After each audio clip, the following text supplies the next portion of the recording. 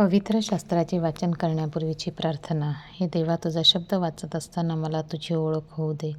तुझे प्रेम व तुझे स्मरण रोजच्या जीवनात होण्यासाठी तू मला मदत कर. तुझा पवित्र शब्द माझ्या जीवनासाठी कशाप्रकारे मी लागू करावा याची समज दे.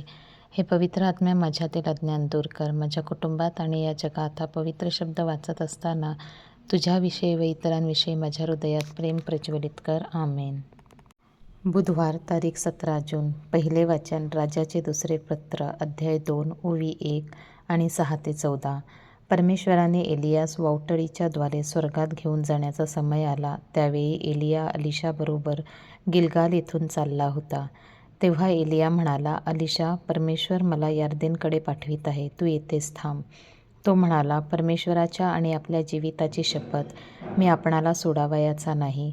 मग ते दोघे पुढे चालले. संदेष्टांचे 50 शिष्य येऊन त्यांच्यासमोर दूर उभे राहिले आणि ते दोघे यर्देन तीरी उभे राहिले.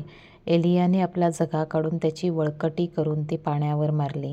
तेव्हा पाणी दुभंगले आणि ते दोघे कोरड्या भूमीवरून पलीकडे गेले. ते पलीकडे गेल्यावर एलिया अलिशास म्हणाला, मला तुझ्यापासून नेण्यात येण्यापूर्वी मी तुझ्यासाठी काय करू ते मला सांग.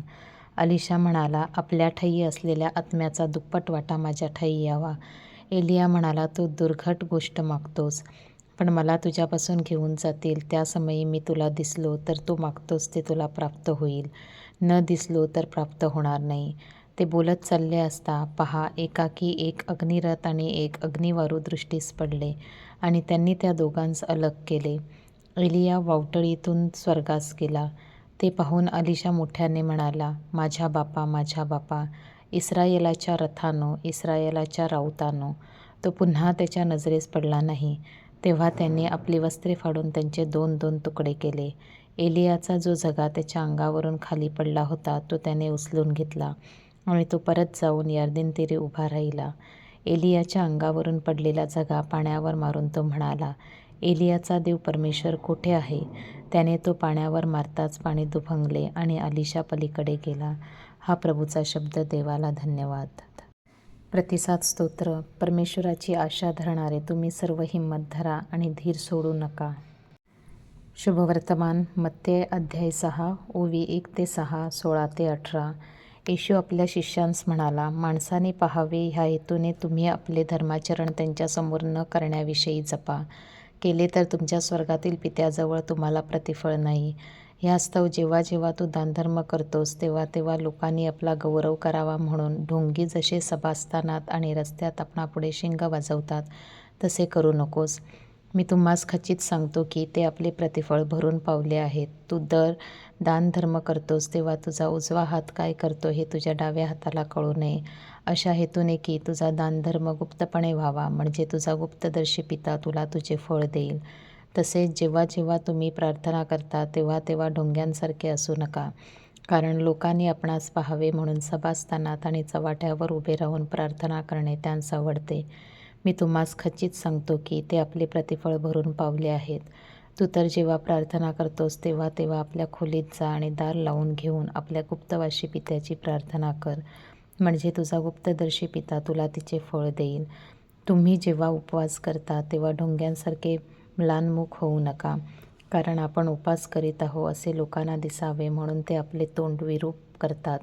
मी तुम्हाला खचित सांगतो की ते आपले प्रतिफळ भरून पावले आहेत. तू तर उपवास करतोस तेव्हा आपल्या डोक्याला तेल लाव आणि आपले तोंड धु, अशा हेतूने की तू उपवास करीत आहेस हे लोकांना नव्हे तर तुझ्या गुप्तवासी पित्याला दिसावे, म्हणजे तुझा गुप्तदर्शी पिता तुला फळ देईल. प्रभूचे शुभवर्तमान. हे ख्रिस्ता तुझी स्तुती असो. चिंतन. आजच्या शुभवर्तमानात येशू आपणास स्वर्गीय प्रतिफळ मिळण्यासाठी जागृत करीत आहे. दानधर्म, प्रार्थना व उपवास ही मानवाच्या सामान्य जीवनातील धर्माचे आचरण व पालन करण्याचा महत्त्वपूर्ण भाग आहे. दानधर्म केल्याने आत्म्याचे शुद्धीकरण होते. गर्व, क्रोध आणि लोभ यासारख्या नकारात्मक गुणांपासून मुक्तता मिळते. दानधर्माने आंतरिक शांती आणि सद्गुणी जीवन लाभते. दानधर्म करुणेच्या कृतीद्वारे केल्याने मनुष्य देवासारखा बनतो. दानधर्म केल्याने पापशमन होते. राफाएल देवदूत तोबीतला सांगतो, दानधर्म मरणापासून बचाव करतो. सारी पापे धुवून निघतात. प्रार्थना आपणाला देवाबरोबर जोडते. प्रार्थनेमुळे आपण देवाच्या कृपेने भरून निघतो. प्रार्थना मानसिक ताण कमी करून शारीरिक आरोग्य देते. प्रार्थना सकारात्मक दृष्टिकोन वाढवते. प्रार्थना ही कृतज्ञता, करुणा आणि आशेची भावना वाढीस लावते.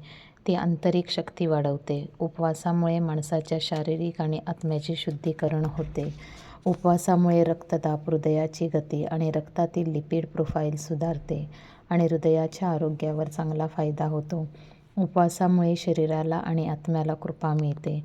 वरील फायदे माणसाला मिळावे आणि त्याचे आत्मिक व शारीरिक पोषण चांगले व्हावे म्हणून येशू हे सर्व गुप्तपणे करण्यास सांगत आहे. तरच गुप्तदर्शी पिता वरील सर्व गोष्टींचे फळ देईल आणि आपले धर्माचरण सुधारेल.